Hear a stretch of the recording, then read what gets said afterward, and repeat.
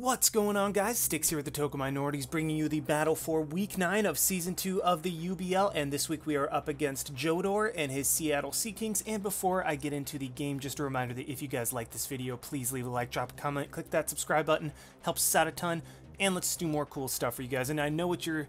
Well, I don't know what you're thinking. You might be thinking, maybe, if you somehow watch the team builders, why there isn't a team builder this week.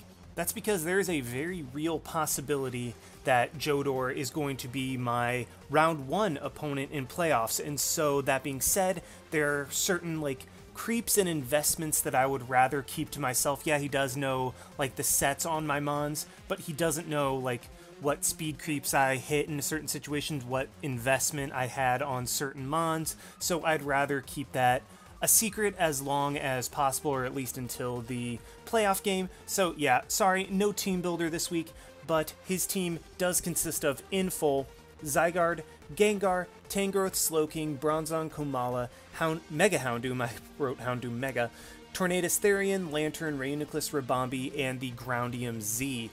Now, is it Groundium or Groundinium? I think it's Groundium.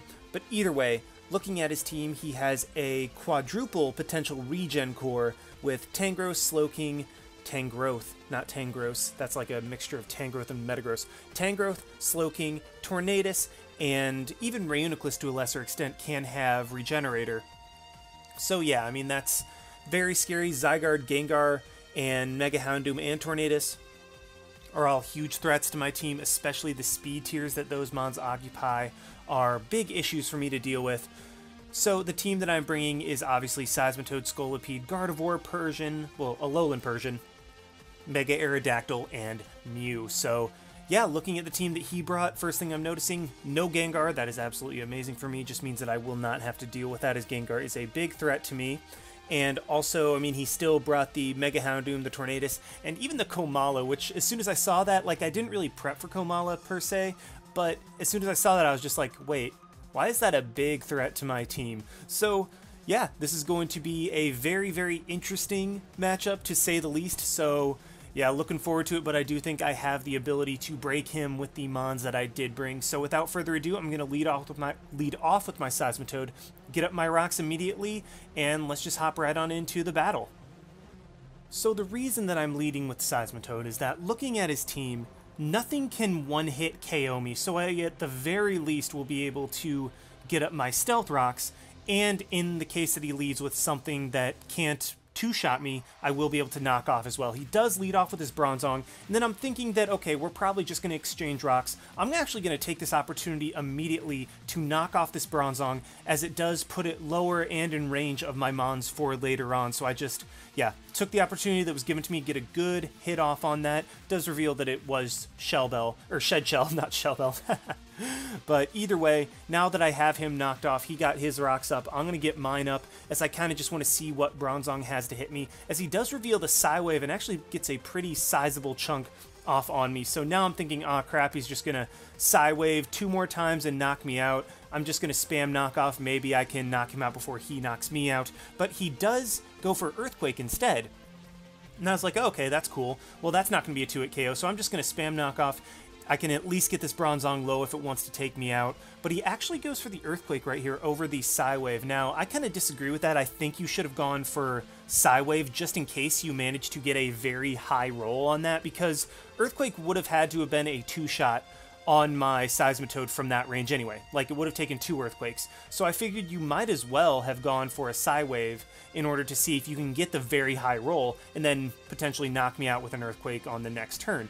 But he does actually save his Bronzong, pulls the switch into his Komala, and this was a little bit of a misplay on my part. I thought, okay, maybe he'll try to wish up and he'll be faster than me, but no, I'm actually faster than the Komala, which I should have expected. I mean, that's just my inexperience with Komala, and he knocks me out with a knockoff as opposed to a rapid spin. So that works out wonderfully for me that he did not knock me out with the rapid spin, so I do keep my rocks up. But at this point, I'm going to go straight into my Aerodactyl and just fire off a Rock Slide. Komala has very low base defense, and I don't want to bring out my Scolipede just yet. I think that I need to save Scolipede for later. So I am just going to immediately go into my arrow and knock this Komala out with a Rock Slide. Now, whatever he wants to go into will have to take a big hit from my Aerodactyl. I mean, really, like, Bronzong even goes down at this point, so I thought Reuniclus was the only safe, like, truly safe switch into my Mega Arrow, but he actually goes into Zygarde, and honestly, this 100% screams that he's Yachi, so I am going to go for the Ice Fang, as he does turn out to be the Yachi, so that's okay, as I'm expecting, okay, he might just go for, like, 1,000 arrows, but he goes for the Dragon Dance, and I'm thinking, okay, there is nothing, like, he can't go for either of his dual stabs in order to knock me out on this coming turn. So I'm just going to stay in, go for another Ice Fang, as he actually reveals the Iron Tail, and it knocks me out. So, I mean, that's really risky running Iron Tail, but it does pay off for him as he is able to connect and knock out my Mega Arrow, which is actually somewhat problematic for later in the game. But at this point, I'm going to go into my very fat Alolan Persian and just go for the Foul Play. Should be able to knock off the Zygarde, and the Zygarde can go for 1,000 arrows, but it will not even be able to 2-hit KO me. So even if this Foul Play does not knock out his Zygarde, I should be in a very good spot. But still, luckily for me, does knock out the Zygarde. Persian is alive, claimed to KO, and we are now 2-2 with both of us having rocks up, but I got rid of his Zygarde, which is absolutely huge for me. He goes into his Torn, and I was just sacking the Persian at this point. I was thinking, okay, he's got to go for like a Hurricane or a Life-Orbed Air Slash in order to knock me out, so I just go for the Parting Shot in case he missed, and luckily he does. Like, honestly, though, the combination of Iron Tail and Hurricane, like, hitting both of those is a coin flip that's admittedly slightly in his favor, but I mean, it's still a coin flip, so luckily the coin came up heads for me, and I am able to go into my Gardevoir and go for a Calm Mind. Like, I am not wasting any time. Gonna immediately Calm Mind up as he brings in his Bronzong, and now Bronzong has revealed 3 moves. It has revealed Stealth Rock, Psywave, and Earthquake. So I'm thinking that the last move is going to be like Toxic or Gyro Ball or something. So not wanting Gardevoir to take those, I might as well just take this Bronzong out immediately with the Shadow Ball. That thing goes down. Gardevoir claims its first kill, and now I am a Gardevoir at +1/+1. And he's just going to have to try to deal with it in one way or another. He goes into his Houndoom, and this is amazing for me because the sooner I can get rid of Houndoom, just honestly, the better the situation will be. So Houndoom has nothing that will be able to one-hit KO me from this range because I am +1/+1. He's just going to go for the Dark Pulse, I guess, fishing for the flinch, and that does 50. Like, that does right around 50 damage. That is hysterical, as I am able to one-hit knock out the Houndoom from there with a +1 Moonblast, and now, like, Gardevoir is honestly looking like it can potentially take the game. He goes into his Reuniclus, and I'm thinking, okay, he didn't go into Reuniclus the first time. Maybe it doesn't really have what it needs to take on my Gardevoir, and either way, I do have Scolipede in the back to revenge kill, as he does reveal that he is a Calm Mind Reuniclus of his own, and that Shadow Ball does a decent amount. Like, it does a pretty significant chunk. I would say that did like 65%-ish, because now he's like close to half, but I'd say like 5 to 10% below half. I mean, this is where I'd really like to have that HP bar, but buying a capture card at this point really is not, like, it's just not a smart idea for me, as it would just cost too much. But either way, he is Calm Mind and Recover, but at this point, I am just going to spam Shadow Ball over and over. Like, I have no reason not to. Like, I'm just going to spam it, see if I can get a crit, see if I can get a special defense drop, because with him on the defensive, like, it's in my favor. Like, the matchup is in my favor, and actually, it's of note, I'm actually going to go for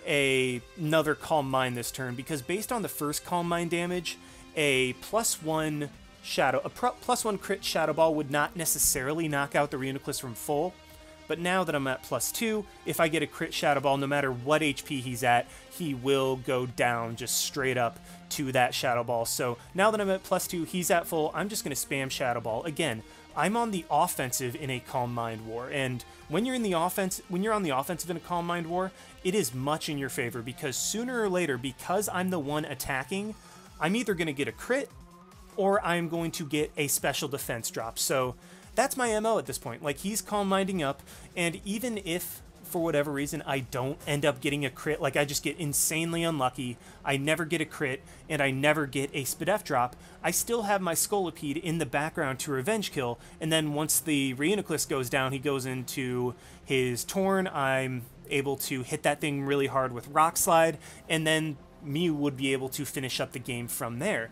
So yeah, I mean, like, I have no other reason. I'm just spamming Shadow Ball over and over at this point. Zero reason not to. Fishing for that special defense drop, fishing for that crit. He is just getting... I mean, like, I see what he's trying to do. I mean, he did reveal to me after the game that he ends up being Acid Armor on this set.